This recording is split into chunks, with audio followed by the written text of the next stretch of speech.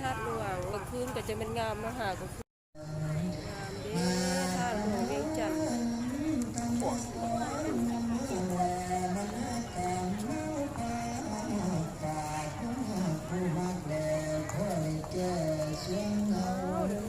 ลำอันนี้ก็เครื่องใส่เศษฐานะครอบครัวเพียงกันหรือว่าไปพัฒนาในงานบุญทหารลาวหมู่บ้านสนเผา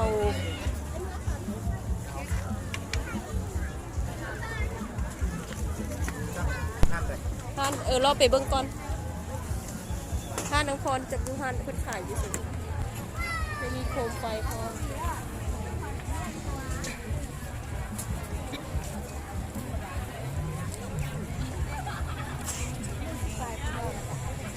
มาเที่ยวบนธาตุหลวง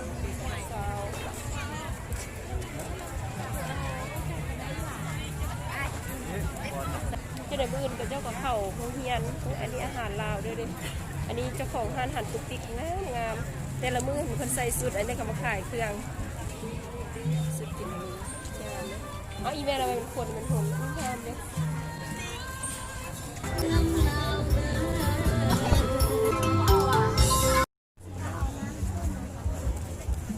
ทหารลาวหมู่บ้านสนเผา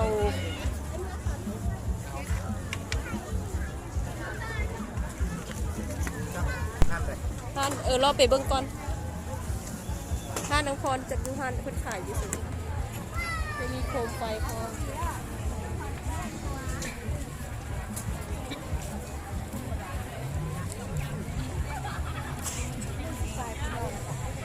มาเที่ยวบนธาตุหลวง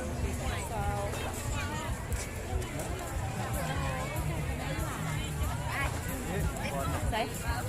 สบายดีผู้สาวงามไปขายดีบ่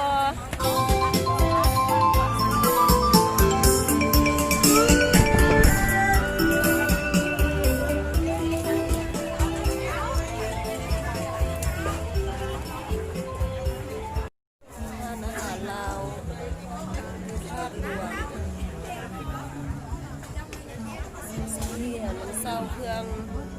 100,000 150,000 250,000 300,000แล้วมีอาหารลาวทุกประเภทได้ไปได้มากับมาแวะกินเครื่องกระเจ้าให้เศร้าถ่ายรูปนี้แต่สุดงามสุดสมเผาเสื้อก็งามงามนี่ตัวนี้ป่านลาว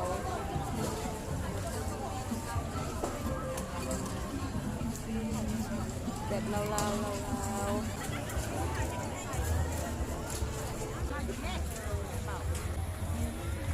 พันลาวให้ไปเปลี่ยนเครื่อง